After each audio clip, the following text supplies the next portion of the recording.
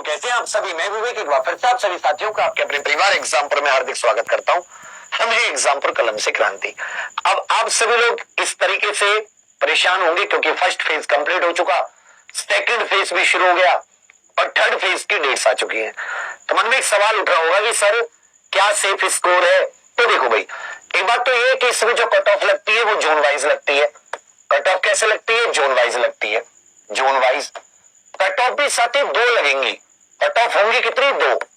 Cut off दो बार लगेगी। दो बार का मतलब है दो बार लगेगी। दो बार कैसे?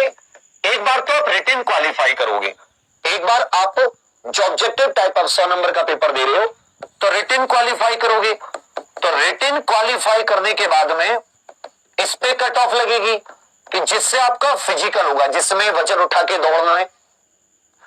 तो ये रिटन क्वालिफाई कट ऑफ जो करोगे तो उसके बाद में आपको रनिंग के लिए जाओगे और एक कट ऑफ सेकंड जो लगेगी वो रनिंग के बाद फाइनल कट ऑफ होगी, जिसके बाद में आपका मेडिकल इत्यादि होता है। इसमें बहुत सारे बच्चे मेडिकल में भी आउट होते हैं क्योंकि स्टैंडर्ड थोड़ा सा ज्यादा होता है। बहुत सारे बच्चे रनिंग में बाहर होते हैं। वैकेंसी की संख्या 1 लाख से प्लस है। वैकेंसी की संख्या 1 लाख से ज्यादा है। जोन वाइज कट ऑफ, जब जोन वाइज कट ऑफ लगती है तो किस जोन में कितनी वैकेंसी है पहली चीज, और वहां पे कितने फॉर्म भरे गए हैं दूसरी चीज, और तीसरी चीज जो अहम हो जाती है कि कितने बच्चे अपीयर हो रहे हैं। कितने बच्चे अपीयर हो रहे हैं, ये तीन चीजें अहम होती है। वैकेंसी कितनी थी जोन वाइज, किस पोस्ट वाइज, क्योंकि इसमें तो पोस्ट वाइज भी बहुत सारी वैकेंसी होती है, अलग अलग प्रकार की पोस्ट होती है। सेकंड चीज, उस पे फॉर्म कितने भरे गए, कैटेगरी वाइज कितनी है, और साथ ही बच्चे एग्जाम में अपीयर कितने हो रहे हैं। तो 3 जोन का तो फेज 1 में, 5 जोन का वर्तमान में जारी है, सबसे बड़े इन्हीं में से मेन जोन है।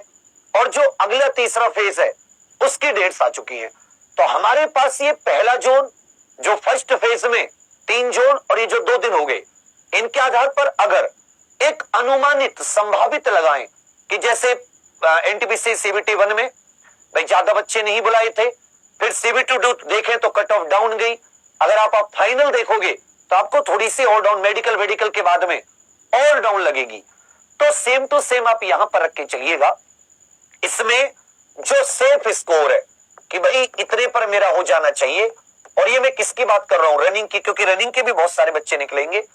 उसके बाद में थोड़ा बहुत अंतर रहेगा। तो मैं आपसे बात कर रहा हूं रिटन क्वालिफाई कीजिए। हमारा ये एक ही पेपर है, ये पेपर निकल जाए, हम रनिंग के लिए चले जाएं।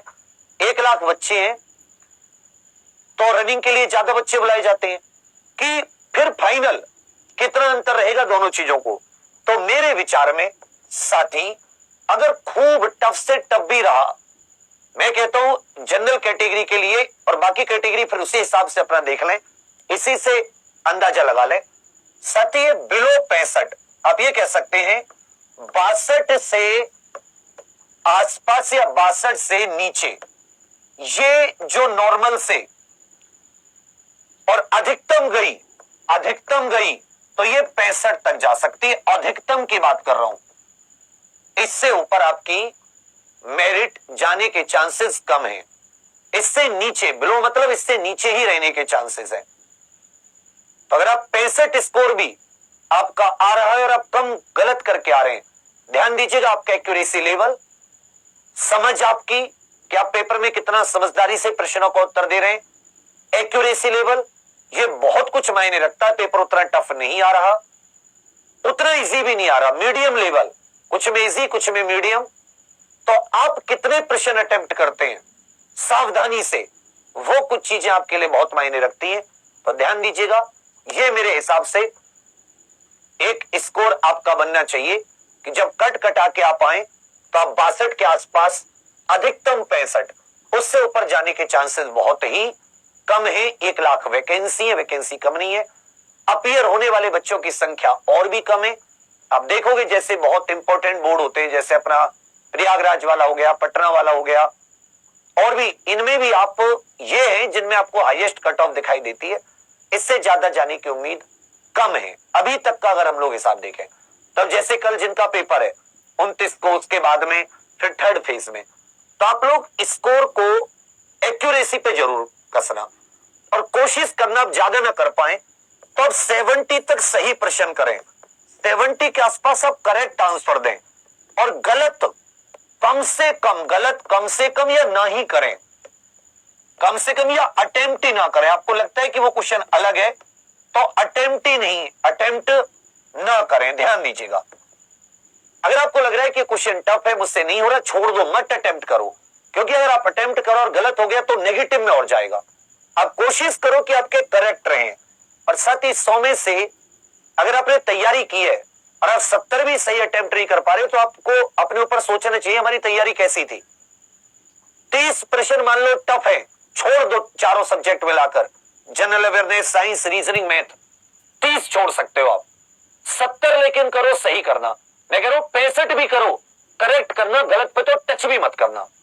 ना डबल माइंड हो किसी क्वेश्चन में मत करो, एक्यूरेसी रखो, आपका हो जाएगा।